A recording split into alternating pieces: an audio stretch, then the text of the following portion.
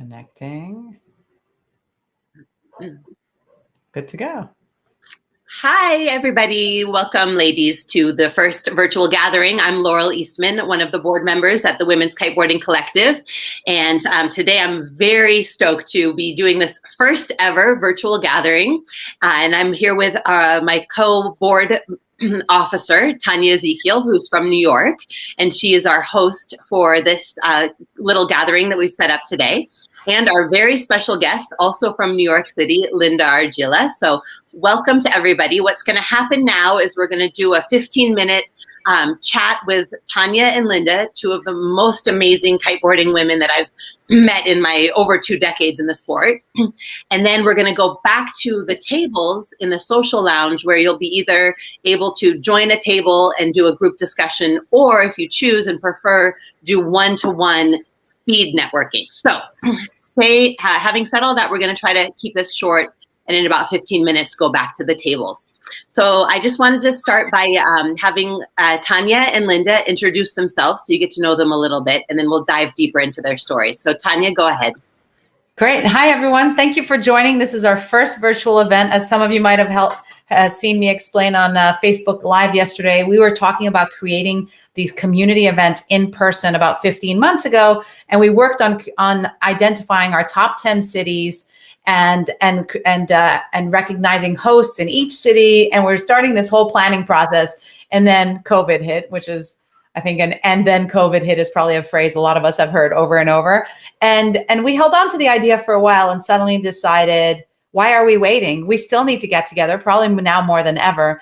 So we decided to go ahead with virtual meetings. Now, maybe not 10 cities because we don't need the different locations, but you'll see us probably in about a handful of time zones over the next few months, bringing women together like this.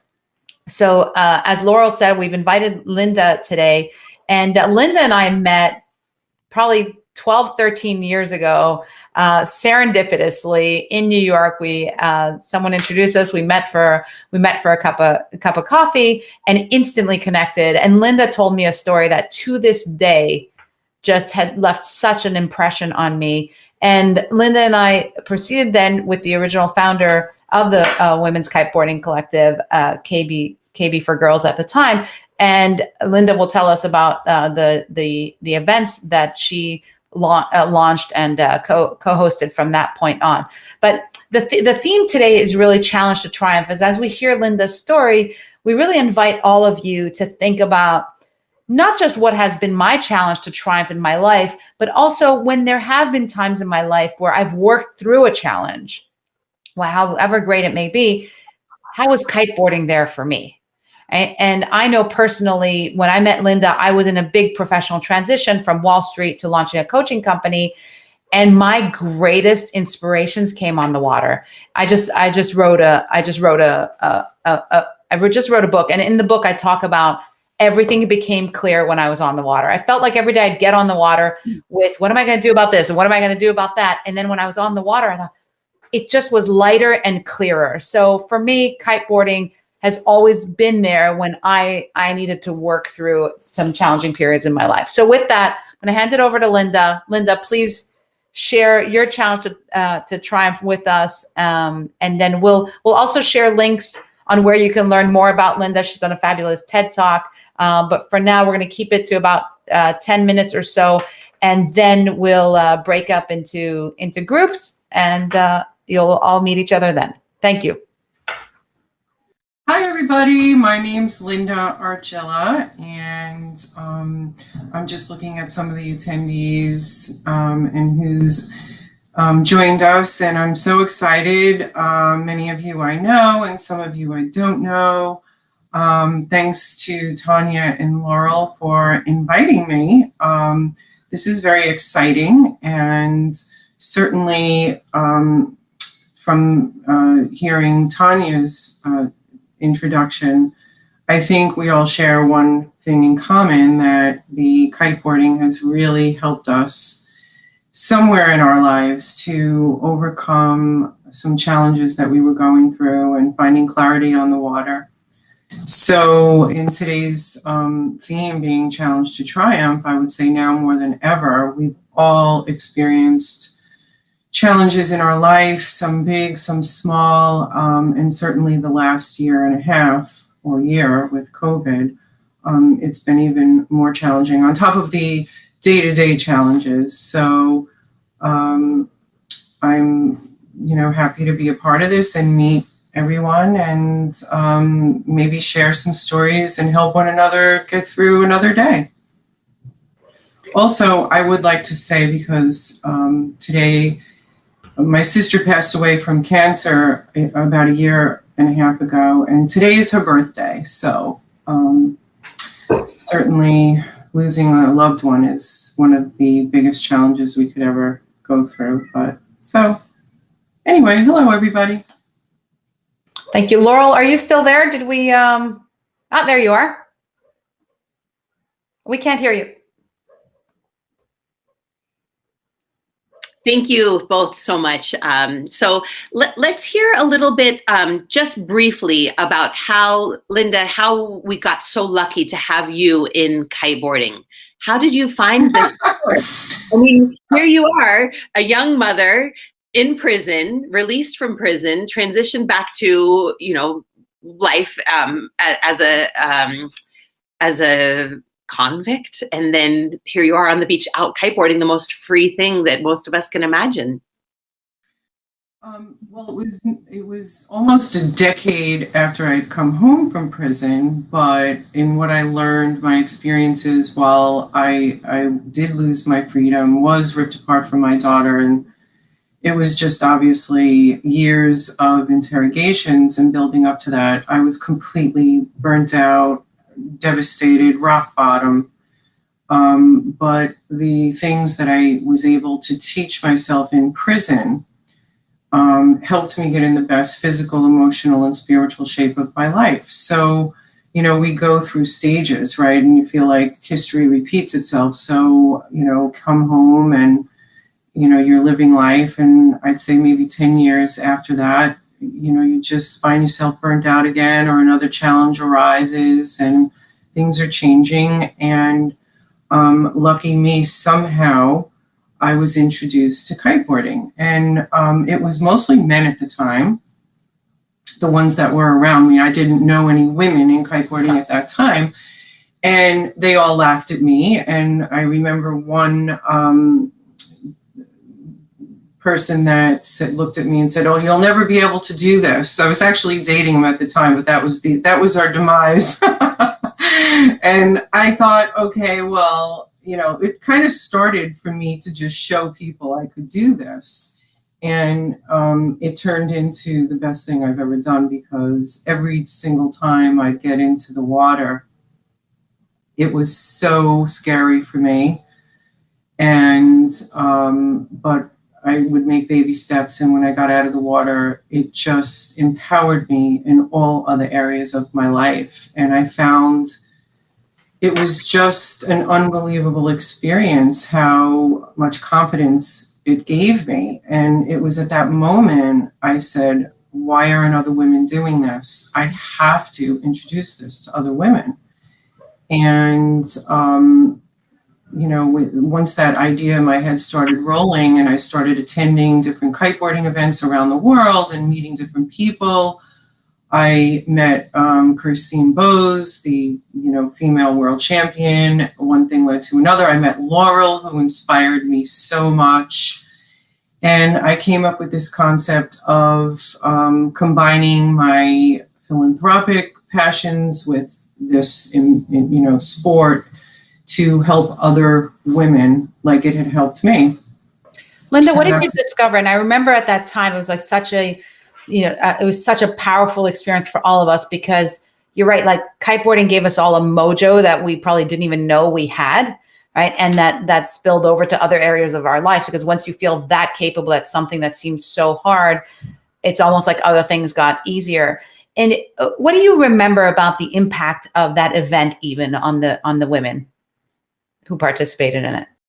It was the most incredible feeling, and I couldn't have done it without one woman that I see has joined us, Bonnie Pfeiffer Evans. I see that she's one of the attendees. And, you know, it's hard enough kiteboarding. It's a sport that wasn't mainstream. Nobody had really heard of it.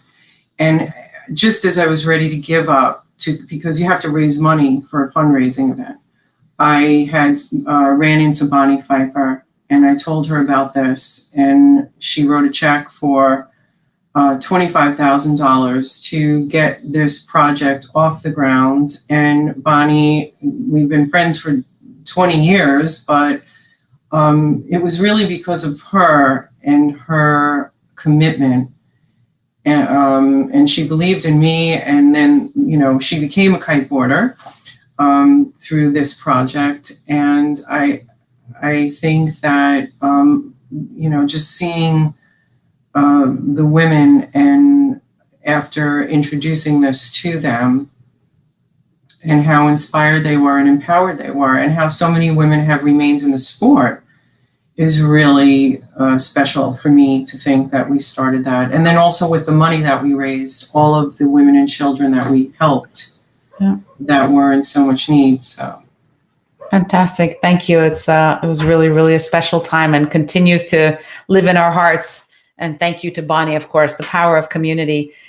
Could you just go back a little bit to kind of the Challenge to Triumph? I know you created a workout that, would you share with us how, you know, because there's kind of the physical game and the inspiration and the determination we had to ride. And at the same time, you couldn't do any of that in prison. Could you share with us a little bit how you got yourself through prison? Well, it wasn't easy at first. Obviously, I was, you know, it really pretty much hit rock bottom when I lost my appeal. It was around the holidays. I thought I was going to return home to my 9-year-old daughter, Ashley, that, you know, some of you may know. And I knew I had to, for her sake, I had a choice to either give up completely. I'd already been in prison when I lost my appeal, so I knew I wasn't getting out anytime soon. And, or I could pick myself up and try to empower myself and help myself get stronger, build resilience, so that when I got home, I'd be able to take care of her and enter into society, which is the hardest thing of all, harder than prison. So I started to do that, and I'll go real quick, but over that year period, what I realized the night before I was leaving prison is I had the, inspiration to write myself a letter before I left of all the things that I'd learned to help me overcome all of these challenges that I was faced with. And that evolved into my prison workout, which is 20 years later now, but the biggest inspiration of my life. I mean, no matter what challenge I'm going through, I follow those affirmations. And of course, there's a physical workout. And I would say, tying it to kiteboarding, one of the things is try something that scares you, which is one of the 25 prison workout affirmations that came from this experience. And so that was the kiteboarding at the time. And, so all combined, I think when we make changes and we push ourselves harder, sometimes we have to really push ourselves. We definitely will see a change, and we're helping ourselves. So, wow. I hope I answered. I'm trying to keep it really short. No, I know. There's complicated. It's such a good story, but you did. You well, at least I heard what we all needed to hear, which is, there's always a physical component, as you said, but really the mental component and the affirmations. And even after the affirmations and your formula got you through that time, to remember that you can stay connected to yourself, because what else did you have to connect to at the time to get you through it, through this workout? So thank you for sharing that. There's at least a little bit in that for all of us. Laurel? Oh, this was incredible, Linda. We really, really appreciate you being willing to come here today and just share your story with us, share your beautiful self with us. And yeah, before we close, I do see that we have a raised hand. So I want to call on Gigi. I'm going to see if I can do this. And we were joking about doing something that needs to be brave, hosting the air meet, new technology. We don't really know how it works. So Linda was like, Tanya was like, this is brave. Okay, so Gigi, I'm gonna hand you your mic, and if you can turn on your camera, then we're gonna bring you into the session. Let's see if this works. Okay, Gigi, we can hear you, and then now we can see you. Hey, everyone. How's everyone? Hi, Linda. Glad to meet you today. You as well. So Gigi is one of our board members at the Women's Kiteboarding Collective, and she was instrumental in many of our programs throughout the last years that she's been serving the women's kiteboarding community. And I think today she wants to just talk a little bit about our own personal fundraising, which we're so close to reaching before we go back to the table. So Gigi, go ahead. Hi, everyone. Hi, Linda. I'm so glad to be a part of this, and this is really exciting for everyone. And I'm glad that our fundraising has reached we've almost met our goals. We only have $400 left but of course we are happy if anyone would, contribute a little bit more so we can have more for us, because we do need it we need to raise the money so we can connect more with everyone else around the world. We would be, so excited if we have more members all over the world. And of course, so we can connect a lot better and easier with them with a lot of ease. And thank you, Tanya, for helping out with all our stuff, because anyone contributes, it helps a lot. However much money we have, or you can contribute, it will help everyone, for the whole year and maybe more. Oh, Gigi, thank you so much for that. And thanks for coming on with us. We're going to end the session now. Laurel, can I jump in just one more second? Thank you so much, Gigi. I just want to share, again, because so much of this year has been about us as a board working really hard to make an impact in obviously challenging times to do so, to say the least. And the main thing the money is going to, I want to be really clear about, is that we are going to our 4,500 wide Facebook page and collecting all the information we've gathered there over the past, I don't know how many years, and turning that into a very usable format on our website. So if you say, hey, what's the best harness? I'm 5'2" and weigh this much, then you can find that in one place as opposed to going through thousands of messages. And this is the project we're really excited about. And most of the contributions that we make, most of the donations go to this project. And I think you're going to find a lot of like a wealth of information easily accessible. And that's what we're most excited about. I just wanted to throw that in so that you all look out for what we're creating here. And thank you, Laurel. Good. I'll drop the links for the fundraising. I'll also drop the link for Linda's website where you can download her incredible prison workouts, which I think you're going to love. And it really will help us all in this time of, COVID, where we're challenged. So as we break into our tables, we're going to end this session. You're going to see a few tables are organized.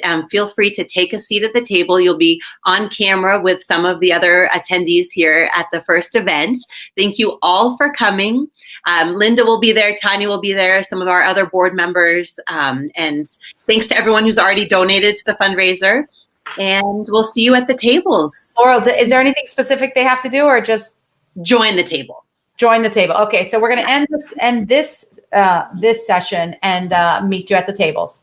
Thank you, ladies, and thank you, Linda. Thanks for being here. Thank you, Gigi. See you at the table.